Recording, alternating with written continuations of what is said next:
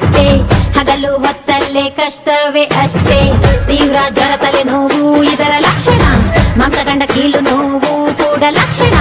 ತೀವ್ರ ಜ್ವರ ತಲೆನೋವು ಇದರ ಲಕ್ಷಣ, ಮಾಂಸಖಂಡ ಕೀಲು ನೋವು ಕೂಡ ಲಕ್ಷಣ. ಡೆಂಗ್ಯೂ ಜ್ವರ ಡೆಂಗ್ಯೂ ಜ್ವರ ಡೆಂಗ್ಯೂ ಜ್ವರ ಡೆಂಗ್ಯೂ ಜ್ವರ ಬರದ ಹಾಗೆ ರಕ್ಷಿಸೋಣ ನಮ್ಮೆಲ್ಲರ ಪರಿಸರ. ಡೆಂಗ್ಯೂ ಜ್ವರ ಡೆಂಗ್ಯೂ ಜ್ವರ ಡೆಂಗ್ಯೂ ಜ್ವರ ಡೆಂಗ್ಯೂ ಜ್ವರ ಬರದ ಹಾಗೆ ರಕ್ಷಿಸೋಣ ನಮ್ಮೆಲ್ಲರ ಪರಿಸರ.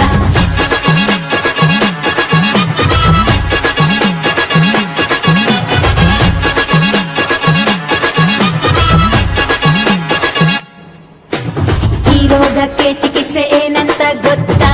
ನಿರ್ದಿಷ್ಟ ಔಷಧಿ ಇಲ್ಲಂತೆ ಹೌದಾ? ಹತ್ತಿರದ ಯಾವುದೇ ಆಸ್ಪತ್ರೆಗೆ ಹೋಗಿ ವೈದ್ಯರಲ್ಲಿ ಸೂಕ್ತ ಪರೀಕ್ಷೆ ಮಾಡಿಸ್ಕೊಳ್ಳಿ. ಸರ್ಕಾರಿ ಆಸ್ಪತ್ರೆ ಆದ್ರೂನು ಓಕೆ, ಪ್ರಾಥಮಿಕ ಆರೋಗ್ಯ ಆದ್ರೂನು ಓಕೆ. ಸರ್ಕಾರಿ ಆಸ್ಪತ್ರೆ ಆದ್ರೂನು ಓಕೆ, ಪ್ರಾಥಮಿಕ ಆರೋಗ್ಯ ಆದ್ರೂನು ಓಕೆ. ಡೆಂಗ್ಯೂ ಜ್ವರ ಡೆಂಗ್ಯೂ ಜ್ವರ ಡೆಂಗ್ಯೂ ಜ್ವರ ಡೆಂಗ್ಯೂ ಜ್ವರ ಬರದ ಹಾಗೆ ರಕ್ಷಿಸೋಣ ನಮ್ಮೆಲ್ಲರ ಪರಿಸರ. ಡೆಂಗ್ಯೂ ಜ್ವರ ಡೆಂಗ್ಯೂ ಜ್ವರ ಡೆಂಗ್ಯೂ ಜ್ವರ ಡೆಂಗ್ಯೂ ಜ್ವರ ಬರದ ಹಾಗೆ ರಕ್ಷಿಸೋಣ ನಮ್ಮೆಲ್ಲರ ಪರಿಸರ.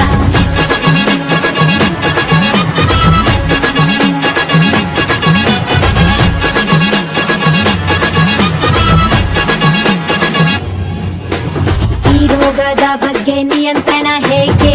ತೊಟ್ಟಿ ಡ್ರಮ್ಗಳಲ್ಲಿ ನೀರ್ ನಿಲ್ಲದ ಹಾಗೆ, ಸೊಳ್ಳೆಗಳು ಬಾರದಂತೆ ಪರದೆಯನ್ನು ಬಳಸಿ, ಫ್ರೈಡೇ ಡ್ರೈಡೇಯ ನಿಯಮವನ್ನು ಪಾಲಿಸಿ.